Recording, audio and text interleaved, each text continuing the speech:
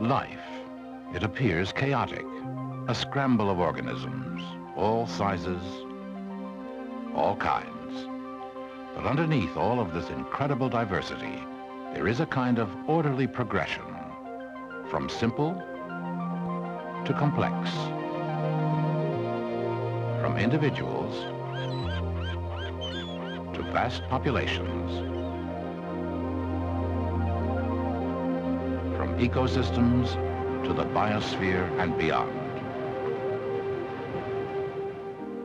Biologists view life as a chain of interconnecting levels, beginning with the molecules that produce life's incredible chemistry. Molecules lie far beyond the reach of a laboratory microscope. The smallest speck seen here would have to be further enlarged 10,000 times to see even a hint of its molecular structure. However, with a little imagination, you can picture the frenzied dance as molecules are coupled and uncoupled in the countless chemical reactions that go on within each living cell. Research in molecular biology has given biologists a powerful insight into the nature of life, like the discovery of special proteins that catalyze each of the chemical reactions taking place within a living cell. It turned out that the instructions for assembling these controlling enzymes were encoded in giant information molecules contained in the cell's nucleus, molecules of DNA.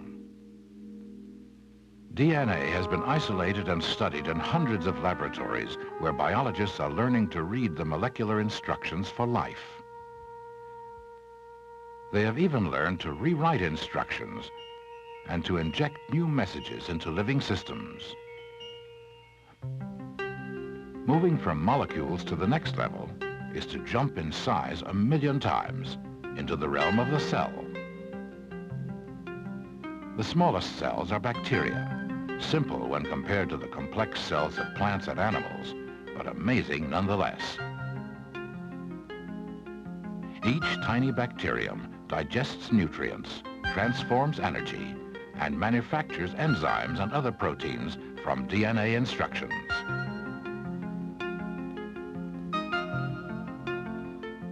Bacteria share their drop of pond water with protozoans, like paramecium.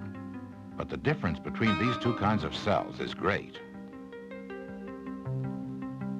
For example, paramecium is filled with all sorts of complex organelles. Some carry out food-getting and digestion. Others oxidize the digested products for energy. But the most obvious difference is that paramecium, like the cells of plants and animals, has a nucleus, and within it, a number of chromosomes containing its DNA. Bacteria show none of the complexity seen in the larger cells. In fact, they don't even have a nucleus. The difference between bacteria and more complex cells splits the living world into two branches. Organisms made of cells with nuclei and organelles, the eukaryotes, and those without them, the prokaryotes. There are single-cell eukaryotes, like paramecium, and multicellular eukaryotes are familiar plants and animals. The cells of these larger organisms form tissues. Tissues form organs, and organs make up the working parts of the individual. It may seem like the individual is the highest level of biological order, but individuals are parts of a larger unit called a population. Biologists define population as all of the individuals in a given region capable of mating and producing fertile offspring. All of the lions spread across the continent of Africa make up a population. The region can be large or small. Populations that share the same living area tend to interact, even microorganisms. For example, paramecium and bacteria. The paramecium eats them.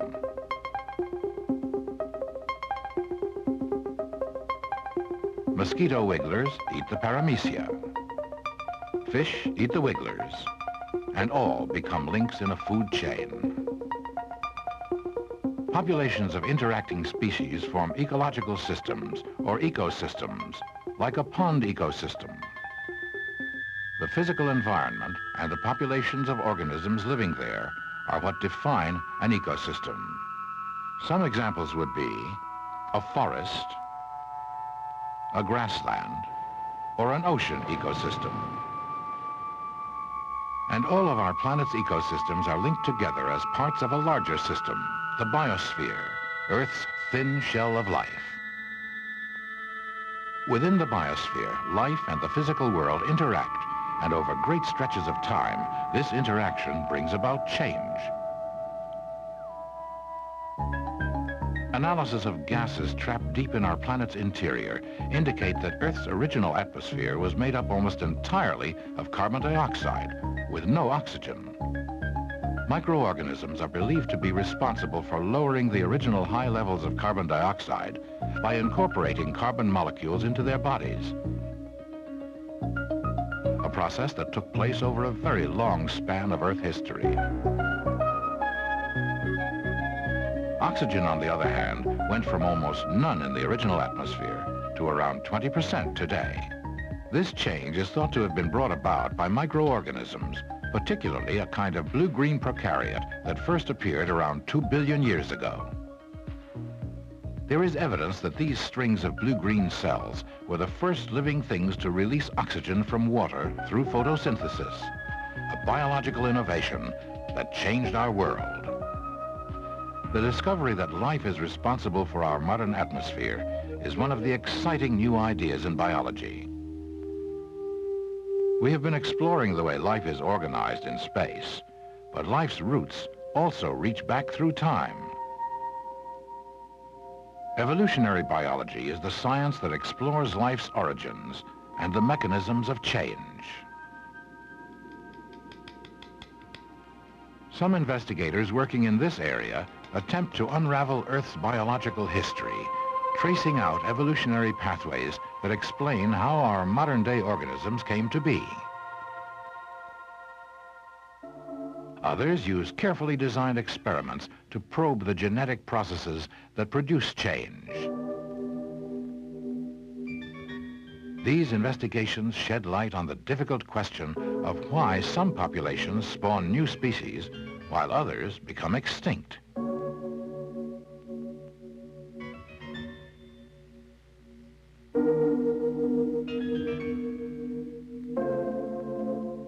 It's often rapidly reproducing organisms that have improved our understanding of life. The fruit fly's 12-day life cycle allows geneticists to make experimental crosses that show how traits are passed from one generation to the next. Its large chromosomes make it possible to actually locate the genes that govern a particular trait. All fields draw on genetics. Developmental biologists want to know how genes are turned on and off as a fertilized egg develops into an individual. Behavioral biologists are attempting to discover connections between genes and behavior. Molecular biologists are learning how to manipulate genes in order to create new traits in living things. They have already put microorganisms to work producing a growing list of genetically engineered products for medicine and industry. The controlled manipulation of genes is one of the great scientific achievements of our time.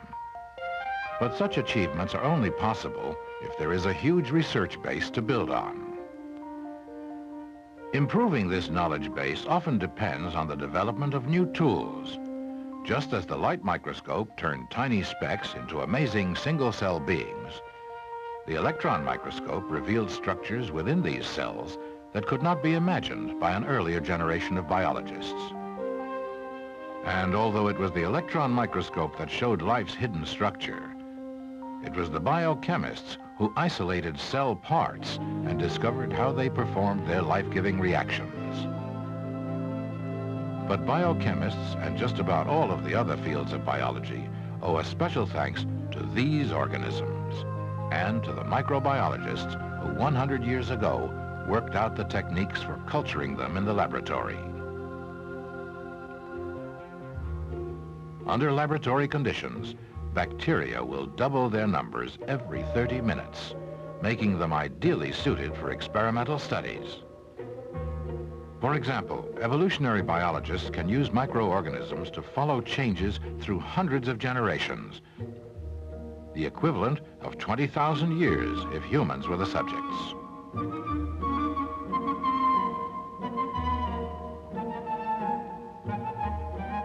Even ecologists have found that they can use microorganisms to model the larger world. In this study, a single-cell predator is introduced into a population of paramecia.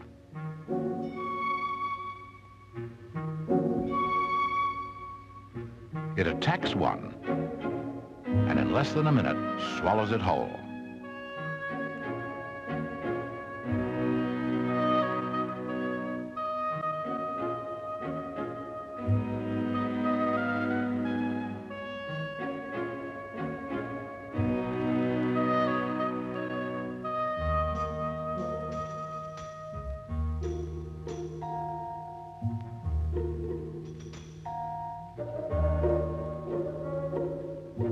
By studying how these rapidly reproducing organisms interact, ecologists have developed theories about how predators and prey coexist.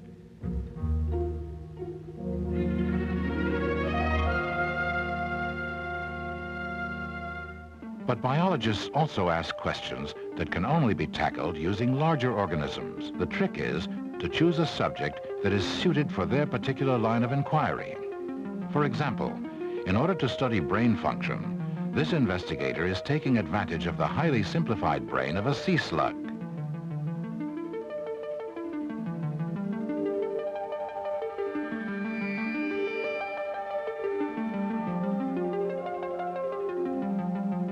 The mollusk's brain has but 4 lobes, each with less than 100 large brain cells, making it possible to probe and listen in on the electrical activities of individual cells. The cells involved in a particular behavior pattern, the escape reaction triggered by the touch of a predatory starfish.